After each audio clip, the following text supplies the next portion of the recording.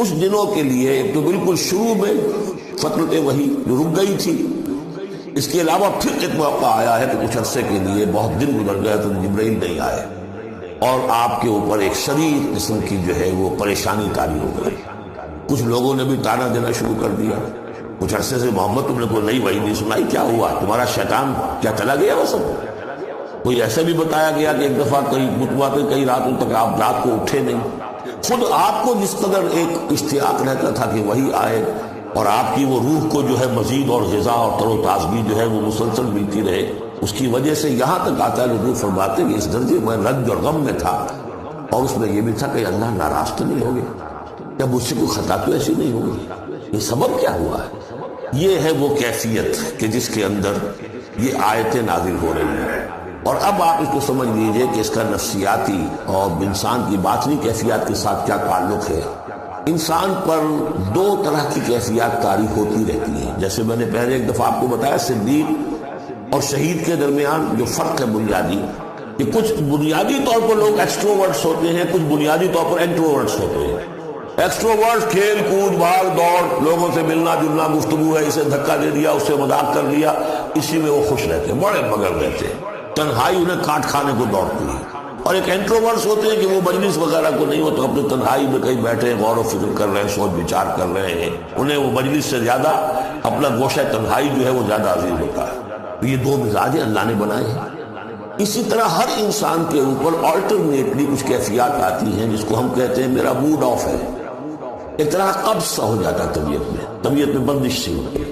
کسی وقت اسی شخص کے اندر پھر انشراح سا ہو جاتا ہے، پھر ہنسنے بولنے کو جی چاہتا ہے، گفتگو کرنے کو جی چاہتا ہے۔ تو یہ کیفیت جب انسان کی روحانی زندگی سے متعلق ہو جائے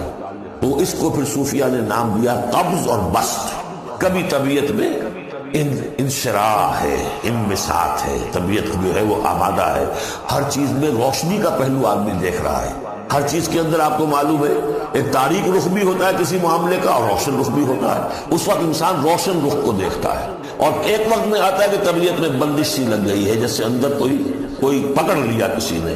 اب طبیعت جو ہے وہ بھی اپنے اندر وہ انقباض محسوس کر رہی ہے، اور پھر آدمی پیسیمسٹک ہو جاتا ہے، نا امید سا ہوتا ہے، پھر اسے ہر معاملے کا تاریک پہلو زیادہ نظر آنے لگتا ہے۔ تو یہ قبض اور بسط کی کیفیات ہیں۔ جب کبھی قبض کی کیفیت ہو، قاضی ثناء اللہ پانی پتی رحمۃ اللہ علیہ نے تفسیر مظہری میں لکھا ہے کہ قبض کی کیفیت میں اس صورت کا پڑھنا تریاق ہے،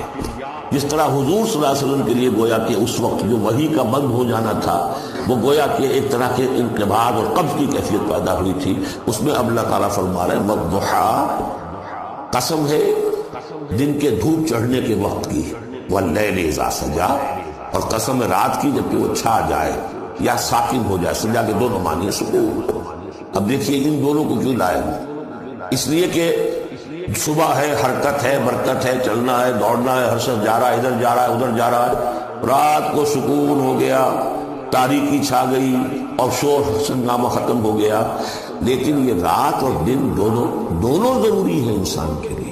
یہاں کا نظام چلانے کے لیے۔ اگر رات ہی رات ہوتی تب بھی یہ دنیا نہ چلتی، اور دن ہی دن ہوتا تب بھی نہ چلتا، تو رات بھی ضروری ہے۔ اسی طریقے سے نفس انسانی کے لیے کبھی کبھی قبض کا وقفہ بھی ضروری ہے۔ آپ اسے یہ نہ سمجھیں کہ اللہ تعالیٰ ناراض ہو گیا، یہ بھی ہماری تربیت کا ایک سمجھیے کہ جز ہے۔ ما ودعک ربک وما قلی، آپ کے رب نے آپ کو رخصت نہیں کیا ہے، نہ ہی وہ آپ سے ناراض ہوا ہے۔ وَلَلْآخِرَةُ خَيْرٌ لَكَ مِنَ الْأُولَىٰ، اور اس کے بعد جو وقت آئے گا اس قبض کے بعد وہ پہلی سے بھی بہتر ہوگا۔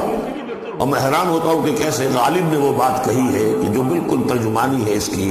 رکتی ہے میری طبع تو ہوتی ہے رواں اور، یعنی یہ کہ جب میری طبیعت کے اوپر کبھی کبھی رکاوٹ سی آ جاتی ہے، اب شعر جو ہے اچھے نازل نہیں ہو رہے، لیکن جب وہ رکاوٹ سے میں نکلتا ہوں، اس قبض سے نکلتا ہوں، رکتی ہے میری طبع تو ہوتی ہے رواں اور، اس لیے کہ اس قبض کے بعد جب مرحلہ آتا ہے انبساط کا اور انشراح کا تو وہ ایک قدم آگے ہوتا ہے، آدمی اس پہلی کیفیت سے ایک درجہ جو ہے اس کا بڑھ چکا ہوتا ہے۔ وَلَلْآخِرَةُ خَيْرٌ لَكَ مِنَ الْأُولَىٰ، یقیناً پچھلی ہر گھڑی، ہر ساعت اور ہر قبض کے بعد آنے والا انبساط آپ کے لیے پہلے سے اونچا درجہ لے کر آئے گا۔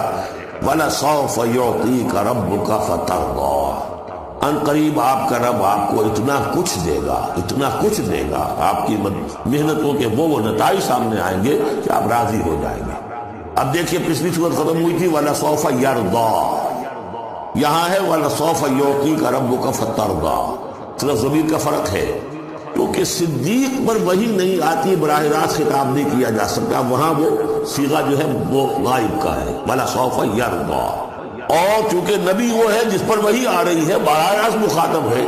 تو فَلَسَوْفَ يُعْطِيكَ رَبُّكَ فَتَرْضَىٰ، آپ کا رب اتنا کچھ دے گا کہ آپ راضی ہو جائیں گے۔ اب یہ کہ اسی قبض کی حالت میں پھر اللہ تعالیٰ اپنے احسان جتا رہا ہے، اور یہ بہترین ہے جب بھی طبیعت پر ڈپریشن ہو اس طرح کی اور قبض کی کیفیت ہو تو آدمی یاد کرے کس کس مرحلے پر اللہ نے میری دستگیری فرمائی، کن کن مراحل پر اللہ تعالیٰ نے مجھے مشکلات سے نکالا، اس سے وہ حوصلہ بڑھتا ہے، اور اس کو بھی سمجھیے کہ اسی انداز میں علم یجد کا یتیما فآویٰ، یہ سیرت النبی کے بڑے اہم حصے ہیں اس میں آ گئے ہیں۔ آپ کی پیدائش یتیمی ہوئی، posthumous child، باپ تو پہلے فوت ہو چکا ہے، 6 سال کی عمر میں والدہ گئی، 8 سال کی عمر میں دادا گئے، اور وہ یعنی جو آپ نے دیکھا ہے ابتدائی زمانہ زندگی کا وہ یتیمی کا، علم یجد کا یتیما فآویٰ، کیا اس نے اے محمد آپ کو نہ پایا کہ آپ یتیم تھے، پھر پناہ دی، آپ کے لیے بندوبست کیا، دادا کے دل میں جو شفقت ڈالی، پھر آپ کے تایا زبیر کے دل میں جو شفقت ڈالی، عبد المطلب کے بعد فوراً ابو طالب کا نام آتا ہے، حالانکہ یہ غلط ہے تاریخی اعتبار سے، عبد المطلب کے بعد کافی عرصے تک زبیر جو آپ کے تایا تھے وہ سرپرست، تو ان کے انتقال کے بعد ابو طالب کا معاملہ آیا، لیکن ان کو بیچ میں سے غائب کر دیا گیا۔ بہرحال اللہ تعالیٰ جو بھی کسی کے دل میں ڈالتا ہے، آخر ابو طالب کے دل میں محبت ڈالی تو کس نے ڈالی؟ وہ ہم پڑھ چکے ہیں سورہ طٰہٰ میں، وَأَلْقَيْتُ عَلَيْكَ مَحَبَّةً مِّنِّي، حضرت موسیٰ علیہ السلام کی موہنی صورت کے اوپر اللہ تعالیٰ فرماتے ہیں ہم نے اپنی محبت کا پرتو ڈال دیا کہ تمہیں دیکھنے کے بعد وہ قتل کرنے کے ارادے سے باز رہ گئے، ان کے ہاتھ شل ہو گئے، ایسی موہنی صورت اسے قتل کر لیں۔ وَأَلْقَيْتُ عَلَيْكَ مَحَبَّةً مِّنِّي وَلِتُصْنَعَ عَلَىٰ عَيْنِي، یہ ہوا ہے۔ تو فرمایا علم یجد کا یتیما فآویٰ وَوَجَدَكَ ضَالًّا فَہَدَىٰ، اور پھر جب آپ شعور کی پختگی کو پہنچے اور غور و فکر کا مرحلہ آیا، حقائق میں انسان کو سوچ بچار کا مرحلہ آیا، اور آپ کو دیکھا کہ آپ تلاش حقیقت میں سرگرداں ہیں، تو ہدایت دی، وہ آگے آ جائے گا، بہت قریب پہنچ گئے ہم، اقرأ بسم ربک الذی خلق میں مرحلہ جب آئے گا، وَوَجَدَكَ عَائِلًا فَأَغْنَىٰ، پایا آپ کو تنگ دست تو غنی کر دیا۔ کس طرح سے راستہ پیدا کیا ہے خدیجہ الکبریٰ رضی اللہ تعالی عنہا نے، جو بھی ان کے آپ کے محاسن دیکھے کتنی گرمیدہ ہوئی ہیں، بڑے بڑے سردار قریش کے جو ہے ان سے نکاح کے خواہش مند تھے، انہوں نے خود جو ہے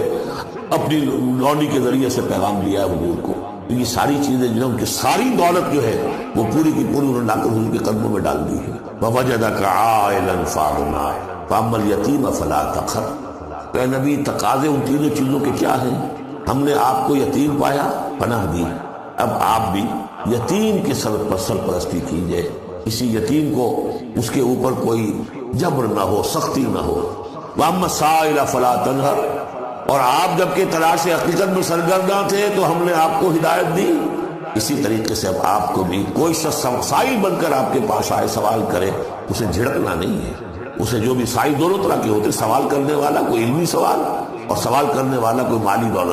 مالی مدد کے لیے۔ وَأَمَّا بِنِعْمَةِ رَبِّكَ فَحَدِّثْ، اور جو ہدایت تمہیں دی ہے ہم نے اب اسے عام کرو، یہ نعمت ہے، آپ کے رب کا انعام ہے، یہ ہدایت جو آپ کو عطا ہوئی ہے اس کو بیان کرو۔ اس کے بیان کرنے میں یہ بھی ہے کہ اللہ کے انعامات کا چرچا انسان کرے، اس کا شکر ادا کرنے کے لیے، اور یہ بھی ہے کہ اس کو پھیلائے اور عام کرے، دوسروں تک پہنچائے،